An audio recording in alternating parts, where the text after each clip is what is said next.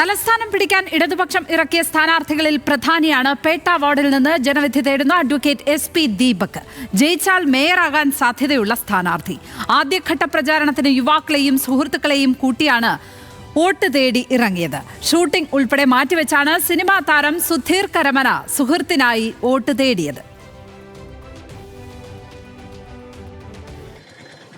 എതിർപക്ഷത്ത് ആരിറങ്ങിയാലും corporation ഭരണത്തിൽ മാറ്റമുണ്ടാവില്ല എന്ന ആത്മവിശ്വാസത്തിലാണ് ഇത്തവണയും ഇടതുപക്ഷം തെരഞ്ഞെടുപ്പിനെ നേരിടുന്നത്.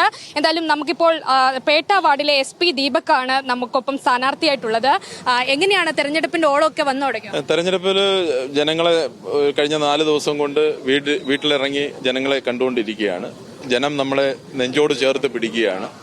നമ്മുടെ നാട്ടിൽ നടക്കുന്ന വികസന പ്രവർത്തനങ്ങളെല്ലാം അവരെ ജനങ്ങളത് ബോധ്യപ്പെട്ട് കണ്ട് കേട്ട് ഒക്കെ തന്നെ അവർക്ക് ബോധ്യപ്പെടുന്ന ഒരു അവസ്ഥയിലാണ് കാര്യങ്ങൾ പോകുന്നത്.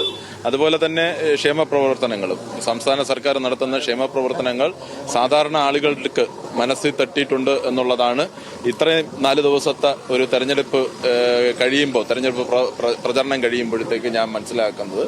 സാധാരണ തെരഞ്ഞെടുപ്പിന്റെ അവസാന ലാപ്പിലാണ് താരങ്ങൾ ഇറങ്ങുന്നതെങ്കിൽ ഇത്തവണ ആദ്യത്തെ തന്നെ ലാപ്പിൽ തന്നെ സ്ഥാനാർത്ഥിക്ക് വേണ്ടി താരം ഇറങ്ങിയിരിക്കുകയാണ്. എന്താണ് ഈ ഒരു തെരഞ്ഞെടുപ്പിന്റെ ഭാഗമായിട്ട് ഈ സ്ഥാനാർത്ഥിക്ക് വേണ്ടി ഇറങ്ങാനുള്ള ഒരു കാരണം? തീർച്ചയായും 1-2 കാര്യങ്ങളുണ്ട്. ഒന്ന്, ശ്രീ SP ദീപകുമായിട്ടുള്ള വ്യക്തിപരവും രാഷ്ട്രീയപരമായിട്ടുള്ള ബന്ധം.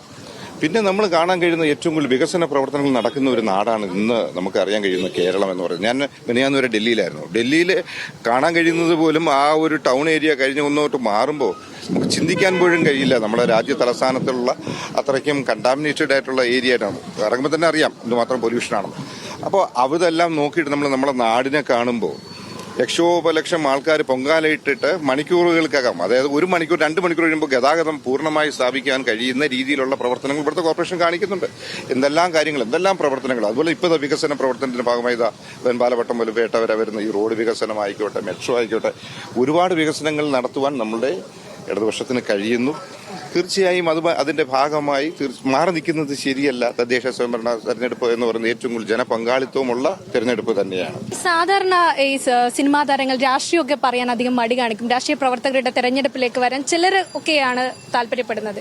അങ്ങനെയൊന്നും എനിക്ക് മടിക്കേണ്ട കാര്യമില്ല. കാരണം ഞാൻ ആദ്യം മുതൽ വിശ്വസിക്കുന്ന പ്രസ്ഥാനം ഏതോ, മറ്റാരും എന്റെ ശത്രുക്കളല്ലല്ലോ, ആരും ശത്രുക്കളല്ല. പക്ഷെ ഞാൻ ഏറ്റവും കൂടുതൽ ഇഷ്ടപ്പെടുന്നവരെ ഞാൻ ചേർത്ത് നിൽക്കുക തന്നെ ചെയ്യും.